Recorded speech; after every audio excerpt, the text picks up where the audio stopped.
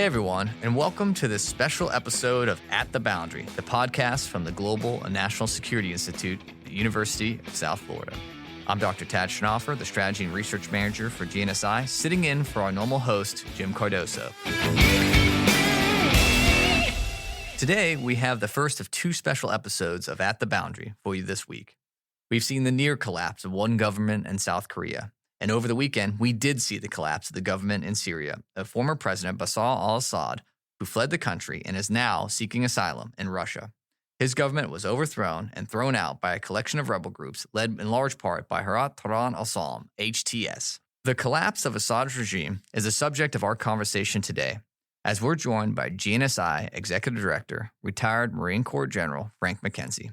As the former Commander of U.S. Central Command, he has unique insight into what to expect in the immediate aftermath of the rebel victory, as well as deep insights into the future and what it may hold for Syria inside and outside the region. Welcome, General. Tad, always good to be with you. In our last What's Really Happening podcast, you mentioned that the Assad regime could fall pretty quickly, and it fell within a couple of days of that podcast. What are we looking like now in Syria? Well, in Syria today, it's easy to see the losers. And the big losers are the Russians, the Iranians, and Lebanese Hezbollah. They propped up a rotten Assad regime for many years, but all three of those entities have been busy with other things in the last few months. And so when stress arose, they were unable to help him. So they've all lost. They placed huge bets for many years on Assad, and those bets have not paid off. What's a little less clear, Tad, is who the winners are. And you'd like to believe it's the people of Syria. I hope it will be. I'm not sure it will be. That'll become evident, I think, in the days and weeks ahead as we look to see what's going to fill this vacuum. And there's several alternatives. Not all of them are good. Well, right, because we've seen this rebel group HTS take over Damascus, but most of the country actually isn't in their hands. You're right. And HTS, of course, is a terrorist-designated group. Their leader, Jalani, has a $10 million price on his head from the United States. So they have a long record of their own atrocities, their own murders, their own problems that led them to this state.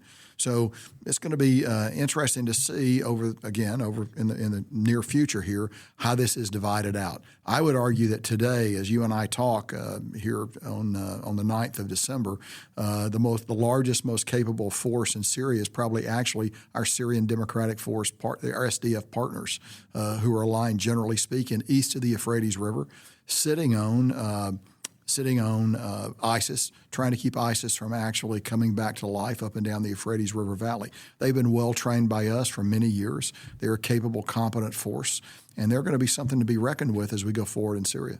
And they're not any friends of the HTS forces, right? They're enemies. I would say I would not define them as friends of HTS, no. Right.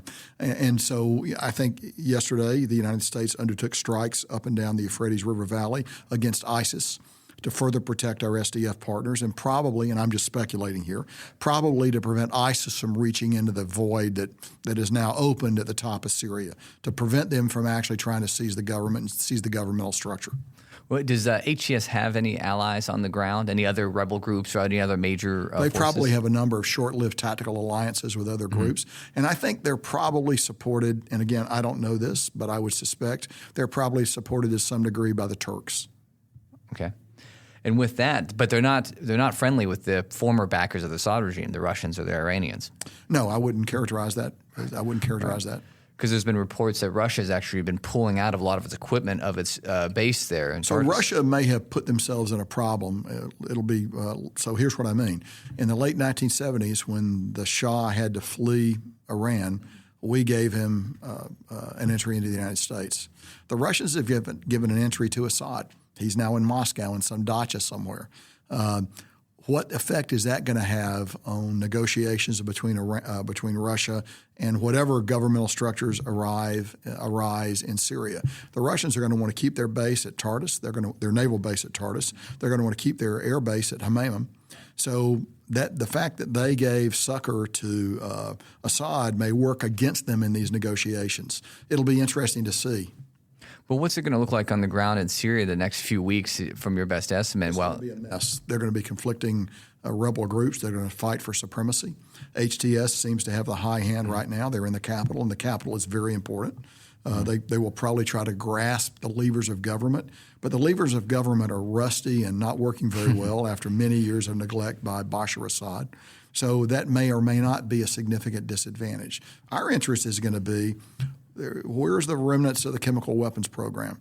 We know that he continued to do research on chemical weapons. We're going to want to, the West, is going to want to make sure that those chemicals are taken care of. That's going to involve negotiations with forces on the ground as we go forward, because that's a very high priority for us. And what does this mean for U.S. forces on the ground? Will we see more U.S. involvement, you believe, in the region? I think U.S. forces in Syria are generally disposed east of the Euphrates River. They're tucked in pretty tightly. We've got our SDF partners around us. Look, never say never in Syria, but I think we're probably not in a bad place. I think the Israelis, from what I read, have chosen to move into the Golan a little bit in order to create another buffer zone between them and Syria. That's probably prudent there, and we'll have to see how long that buffer zone stays in effect, what the long-term effects of that are going to be. But again, I go back to Iran they lost Lebanese Hezbollah to decapitation. Mm-hmm. Now they've lost the utility of Syria as a land bridge. They could move their equipment into Lebanon across Syria, or fly it into Damascus and then move it on. Presumably, that's going to become more difficult for the Russians to do now. Presumably, that's going to become more difficult for the Iranians to do now, and that's going to really stress them as they try to calculate a security policy at the end of what has proven to be a perfectly disastrous year for Iranian security policy. Well, is the fall of Assad just part of the ongoing failures of the Iranian regime? I think the fall of Assad and the fall of Syria as a patron, as a client, the fall of Syria as a client of Iran is the apostrophe at the end of the sentence that describes a perfectly terrible 2024 for Iran. And what led to that decision? About poor policymaking or the conflict with Israel? What was able to stress them to that point? So I think now as we look back, I think we see that Assad's military capability had been in great decline for a long time. His control of the government was slipping. They actually controlled a minority of the territory anyway. Mm-hmm. The Alawites, his sect, had begun to separate themselves from him. And he was propped up by the administrations of LH, Iran, and Russia. Well, LH is not in a position to help anybody right now. Iran's not really in a position to help significantly right now because of the defeats they've suffered at the hands of Israel. Russia's eyes are elsewhere. And so, therefore, the clients that enabled Assad to probably stay on, to use a medical analogy, to keep the patient on life support probably after he should have been pronounced dead, only becomes evident when it happens.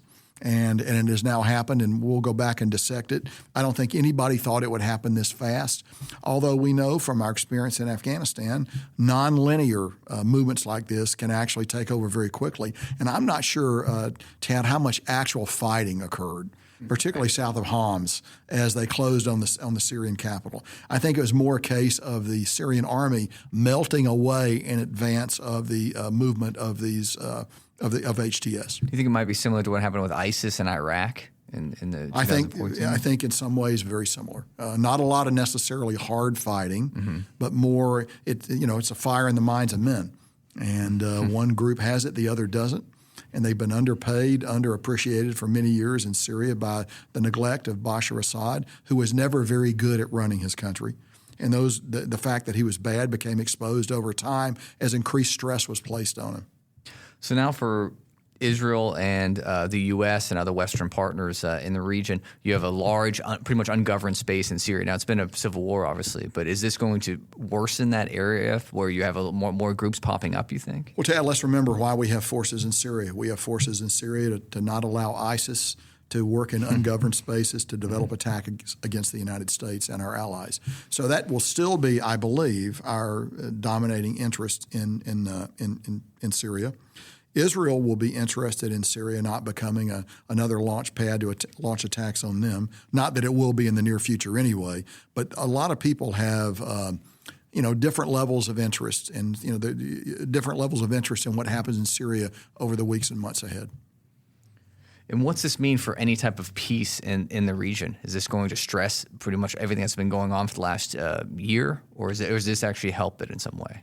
I'm not sure it's a bad news story. I'm not sure it's a bad news story. I'm not sure that it doesn't help us. It hurts Iran, and Iran is the principal malign actor in the region. It has embarrassed and damaged Russia. And it has made it a lot harder for Lebanese Hezbollah to maintain what they will need a line of supply back to Iran. All of these things, I would argue, Ted, are good things. Whether it will also be good things for the people of Syria, where the boot that's been on their neck for decades is now going to be lifted, it remains to be seen. HTS recently, some of their commanders, because obviously they've taken control of state media, said that they will be tolerant of all religious sects throughout the country. Obviously, it's been a lot of infighting. We've heard this from the Taliban as well. Is this something they've just doing? Let's see. Actions speak louder than words, and that'll become evident to us, I think, pretty quickly, Ted. And lastly, from the incoming Trump administration, do you think this is going to play into, again, negotiations with the Iranians and the Russians if we start trying to get a peace deal in the Middle East and also in the Ukraine-Russian war? Look, the fall of Bashar al-Assad is unalloyed goodness. Let's be clear about that. It's good for the people of Syria, first of all, and hopefully that'll be borne out in the days ahead. But it's bad for the Iranians, it's bad for the Russians, and it's bad for Lebanese Hezbollah.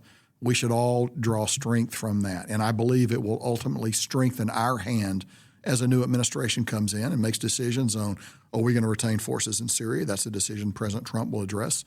Or what is our relationship going to be with Iran? I would argue now is the time to put additional pressure on Iran. Now is not the time to let them get up. They respond to no pressure.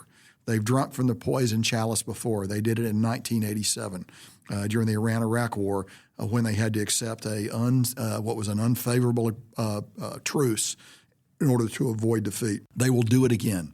And we have the opportunity now to put additional pressure on Iran, and probably now is the time to do it.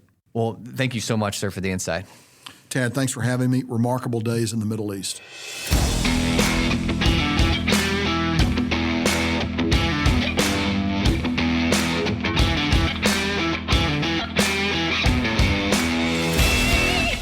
As we mentioned near the start of the podcast, this is the first of two special episodes this week.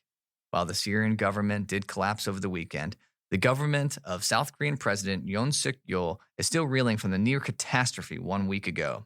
We saw President Yeol impose martial law, then withdraw it less than 6 hours later in the face of swift and fierce criticism. This led to the South Korean parliament acting quickly in opposition to the president. He's still in office, but he's only hanging on by a thread. In our next special episode, we'll talk with USF professor Dr. Yoon Suk Woo, an expert in South Korean politics and security. Look for that later this week. Thanks for joining us today. If you like the podcast, please share with your colleagues and network. You can follow GNSI on our LinkedIn and X accounts at USF_GNSI.